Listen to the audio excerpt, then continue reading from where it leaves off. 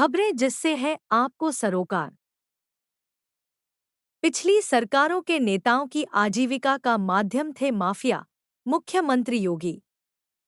उत्तर प्रदेश के मुख्यमंत्री योगी आदित्यनाथ ने समाजवादी पार्टी पर निशाना साधा और कहा कि पिछली सरकारों के नेताओं की आजीविका का माध्यम माफिया हुआ करते थे। पहले जमीन पर कब्जा करते थे, पर आज कोई माफिया किसी जमीन पर कब्जा या बेटी से छेड़छाड़ नहीं कर पाएगा, क्योंकि उसे मालूम है कि ऐसा करने वालों का यमराज अगले चौराहे पर उपचार कर देंगे। मुख्यमंत्री योगी आदित्यनाथ गुरुवार को अंबेडकर नगर में 2122 करोड़ की 4977 विकास परियोजनाओं के लोकार्पण और शिलान्यास के साथ दो निजी औद्योगिक विकास परियोजनाओं के शुभारंभ के मौके पर आयोजित कार्यक्रम को संबोधित कर रहे थे। इस दौरान उन्होंने सपा पर खूब निशाना साधा और डबल इंजन की सरकार के विकास कार्यों को भी गिनाया। उन्होंने कहा कि माफिया पिछली सरकारों के पाले गए जीव थे, जो उन नेताओं की आजीविका के माध्यम बनते थे। हमने कहा कि गरीबों के जीने के अधिकार को छीनने वालों से जीने का अधिकार छीन लिया जाएगा। मध्य प्रदेश को मिली बड़ी सौगात। पीएम श्री धार्मिक पर्यटन हेली और वायु सेवा शुरू। मध्य प्रदेश को पर्यटन के क्षेत्र में बड़ी सौगात मिली है।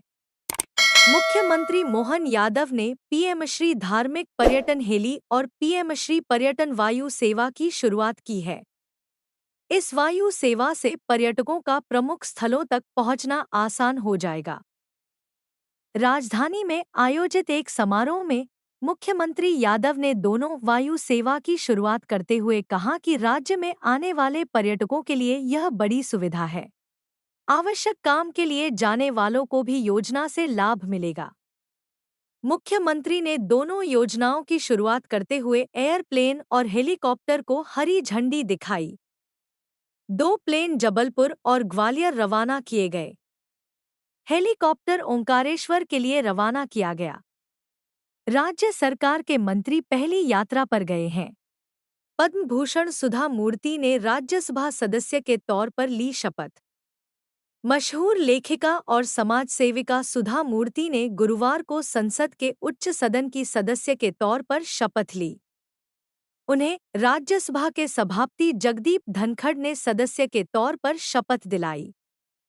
इस दौरान सुधा मूर्ति के साथ इन्फोसिस के फाउंडर और उनके पति नारायण मूर्ति और केंद्रीय मंत्री पीयूष गोयल भी मौजूद रहे। प्रधानमंत्री नरेंद्र मोदी ने 8 मार्च को महिला दिवस के मौके पर सोशल मीडिया प्लेटफॉर्म एक्स के जरिए जानकारी दी थी कि सुधा मूर्ति को राष्ट्रपति द्रौपदी मुर्मू ने उच्च सदन के लिए मनोनीत किया है। पीएम मोदी ने अपने एक्स पोस्ट में लिखा था, मुझे खुशी है कि भारत की राष्ट्रपति द्रौपदी मुर्मू ने सुधा मूर्ति को राज्यसभा के लिए मनोनीत किया है। सुधा जी का सामाजिक कार्य, परोपकार और शिक्षा सहित विविध क्षेत्रों में योगदान अतुलनीय और प्रेरणादायक रहा है। गडकरी ने तेलंगाना में सड़क परियोजनाओं के लिए 850 करोड़ रुपए मंजूर किए।